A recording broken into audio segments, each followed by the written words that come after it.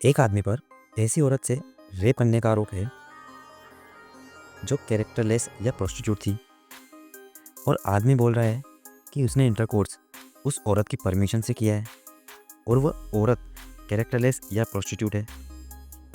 अब यहाँ औरत का स्टेटमेंट था कि आदमी ने उससे ज़बरदस्ती इंटरकोर्स किया है। अब हमको ये बताना है कि आदमी के औरत से इंटरकोर्स करने पर आदमी को सज़ा होगी या नहीं होगी। ये जो प्रॉब्लम है इसमें हम देखते हैं कि इसमें रेप का जिक्र किया है, तो रेप की डेफिनेशन आईपीसी में सेक्शन 375 में दी है और उसमें बताया है कि कोई मेल किसी फीमेल की परमिशन के बिना सेक्सुअल इंटरकोर्स करता है तो रेप का ऑफेंस करता है।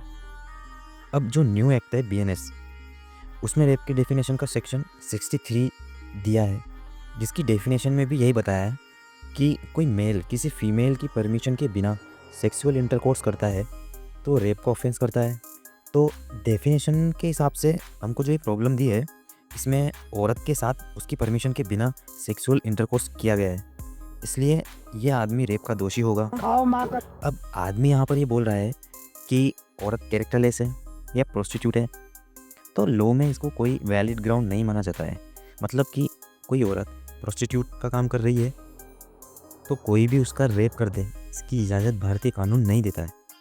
इस पर सुप्रीम कोर्ट ने एक केस में जजमेंट दिया है, यूपी वर्सेस पप्पू, जिसमें सुप्रीम कोर्ट ने कहा है कि पीड़िता या विक्टिम का कैरेक्टर अच्छा नहीं है और वो अपनी बॉडी को सरेंडर करने की आदी है।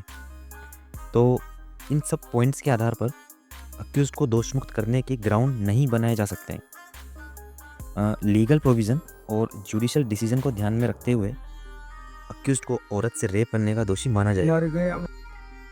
अब आईपीसी में रेप के लिए जो पनिशमेंट है और जिस टाइप का अक्यूज्ड ने रेप किया है, रेप के टाइप से मेरा मतलब है कि अलग अलग टाइप के रेप होते हैं, जैसे गैंग रेप, लड़की माइनर हो तो उससे रेप, तो अलग अलग टाइप के रेप में अलग अलग टाइप की सज़ा मिलती है।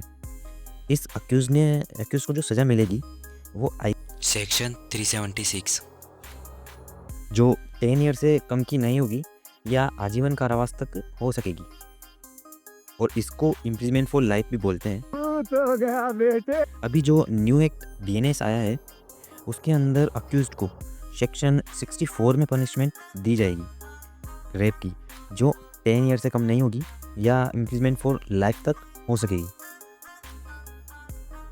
मज़ा आया हो तो मज़े मज़े में अपने दोस्तों को भी मज़े दें।